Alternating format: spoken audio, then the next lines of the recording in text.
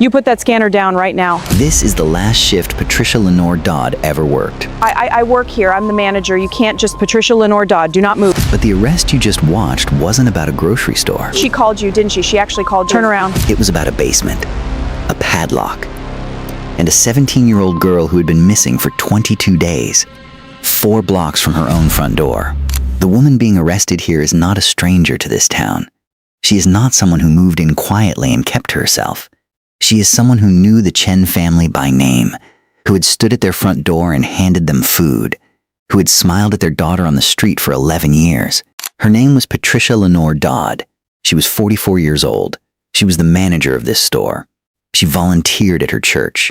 She won a community service award. She had a cat named Biscuit and a library card and a spiral notebook in a locked box in her bedroom closet that documented, in her own handwriting, every step of how she planned this. And for 22 days, no one on Weathervane Court had any idea. Before we go any further, have you ever lived next to someone for years and realized, one day, that you had no idea who they actually were? Drop it in the comments, because this case is going to make you think about every neighbor you have ever trusted without asking why. And if you are not subscribed to this channel yet, this is the video. This is the one. Stay with me. Mila Chen was 17 years old on the morning of October 3rd, 2024, when she left her family's house on Sycamore Ridge Road in Claremont Falls and did not come back. She was a junior at Claremont Falls High School. Honor roll. Varsity cross country. She had been accepted to a summer pre-med program at the state university and had told her mother, Linda Chen, 2 weeks earlier that she wanted to be a pediatric surgeon. She had a plan. It was the kind of plan that the people who knew her took seriously, because Mila Chen was the kind of person who finished what she started. She left the house at 7:14 a.m. on a Thursday. Her mother watched her walk down the driveway from the kitchen window. Mila turned left at the end of the driveway, the direction of the school bus stop, 4 houses down. She never reached it. Her best friend, Jasmine Okafor, waited at the stop for 11 minutes before boarding alone. She texted Mila twice. No response. She assumed Mila's mother had driven her. These are the assumptions we make about the people we expect to see again. By 9:30 a.m., the school had logged Mila as absent without notice. The automated call went to Linda Chen's cell phone at 9:47. Linda called the school back at 9:51. By 10:15, she was in her car, driving the 4-block route between her house and the bus stop. Slowly, windows down, looking at every yard and driveway and gap between houses. She drove it 3 times. Then she called 911. The Claremont Falls Police Department opened a missing persons case for Mila Chen at 11:03 a.m. on October 3rd, 2024. She was classified as a voluntary runaway within the first 6 hours. Linda Chen contested that classification immediately, formally, in writing, before the end of that same day. She was not wrong to contest it. Mila had no history of running away, no documented conflict at home, no secret life that anyone who knew her could identify. No reason, by any measure investigators could find, to vanish on a Thursday morning with her backpack and her cross-country practice schedule still pinned to the refrigerator. The voluntary runaway classification was revised to endangered missing on October 5th. 2 things happened that forced the change. The first was that Mila's cell phone, which had been pinging towers in the Claremont Falls area through the previous evening, went completely dark at 11:17 p.m. on October 3rd. Not off. Dark. The kind of dark that happens when a SIM card is physically removed from a device. The second was a crossing guard named Donald Pruitt. He worked the intersection of Sycamore Ridge Road and Maple Avenue every morning, and he came forward to say that on the morning of October 3rd, he had seen a teenage girl matching Mila's description get into a beige Honda Civic approximately half a block past the bus stop. He had not thought anything of it at the time. Kids got rides. Parents ran late. That was normal. The driver, he said, was a heavy-set white woman, middle-aged, short dark hair. She had waved at him as she pulled away. The casual, familiar wave of someone who belonged there, someone who had been there before. Patricia Lenore Dodd was born on February 9th, 1980, in Claremont Falls. She had lived in the same house on Weathervane Court for 31 years. She grew up there. Her parents left it to her when they died. Her father in 2009, her mother in 2014. She had never married. She had no children. She had never lived anywhere else. She had worked at the Claremont Falls Save More grocery store for 14 years, the last 9 as floor manager. Her employees described her as strict but fair. Customers knew her by name. She remembered which regulars had dietary restrictions, which elderly shoppers needed help loading their cars, which kids drifted through the candy aisle after school. She knew her store the way only someone who has invested years of real attention into a place can know it. She was a member of St. Andrew's Episcopal Church on Birchwood Lane, where she served on the hospitality committee and organized the annual Christmas food drive. In 2021, the Claremont Falls Chamber of Commerce presented her with a Community Service Award. The plaque was still hanging on her living room wall when investigators entered the house. She had known the Chen family for 11 years. Linda Chen had attended Patricia Dodd's mother's funeral. Patricia had brought a lasagna to the Chens when Linda's own mother was hospitalized in 2019. She had stood at their door, held that dish with both hands, and smiled. And Linda Chen had thought, this is what community looks like. This is what it means to have good neighbors. Mila had grown up 2 streets over from Patricia Dodd's house, had ridden her bicycle past it 1,000 times, had probably never once thought about the woman who lived inside it. Patricia Dodd had been thinking about Mila Chen for considerably longer. Investigators found, on a laptop in Patricia Dodd's bedroom, a folder containing 847 photographs. Every single one was of Mila Chen. The oldest was dated June 2021. Mila had been 14 years old. The basement of the house on Weathervane Court was not a finished space. It was a utility basement. Concrete block walls, a furnace, a water heater, exposed pipes running along the ceiling. Patricia Dodd had made modifications. Investigators documented them in a 37-page supplemental report that has not been made fully public. What has been made public is this. Mila Chen was alive. She had been kept in a partitioned section of the basement, approximately 12 feet by 10 feet, constructed from drywall panels that Patricia Dodd had installed over a period of several months beginning in the spring of 2024. The construction had been done quietly, incrementally, the way that someone does something when they have already decided they are going to do it and are simply waiting for the right time. Mila had food. She had water. She had a cot, a battery lantern, and a bucket. She had been told on the first day that no one was looking for her. This was a lie, but it was a specific and calculated lie, the kind designed to make a person stop trying. Mila Chen did not stop trying. On October 24th, 2024, the 22nd day, Mila Chen found a gap in the drywall partition. One panel had been improperly secured where it met the ceiling joist.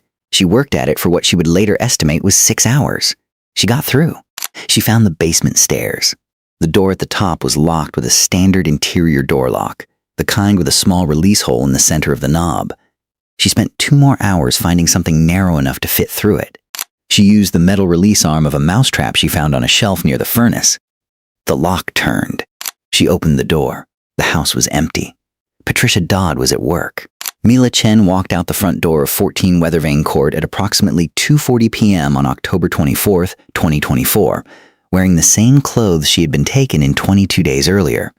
She stood on the porch for approximately 30 seconds. She would later tell investigators that she needed to be certain her legs still worked the way she remembered. Then she walked to the house of a neighbor she recognized from the street. She knocked on the door. When the neighbor opened it, Mila Chen said, clearly and calmly, "I need you to call the police.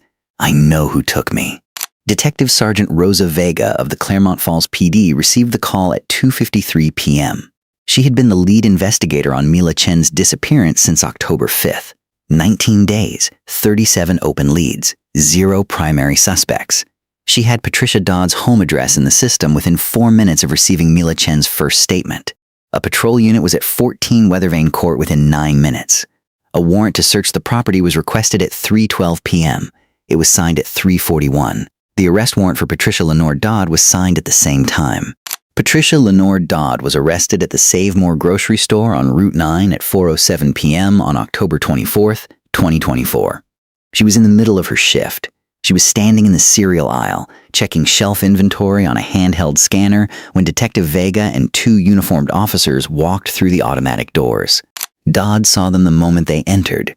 She put her scanner down on the shelf in front of her, very deliberately, as if completing one task before beginning the next. Then she waited. The store was open. Customers were in every aisle. The overhead music was playing. Something bright and completely ordinary, the kind of music engineered to be forgotten. A woman in the bread aisle looked up. A small child in a cart turned to watch. The fluorescent lights hummed without interruption. Detective Rosa Vega walked the full length of the cereal aisle, stopped 2 feet from Patricia Lenore Dodd, and said, "Patricia Lenore Dodd, you are under arrest for the kidnapping and unlawful imprisonment of Mila Chen." Patricia Dodd looked at her for a long moment. Then she said, "She called you, didn't she? She actually called you. Not a question." She called you, didn't she? She actually called you. Turn around, hands behind your back. The search of 14 Weathervane Court lasted 4 days.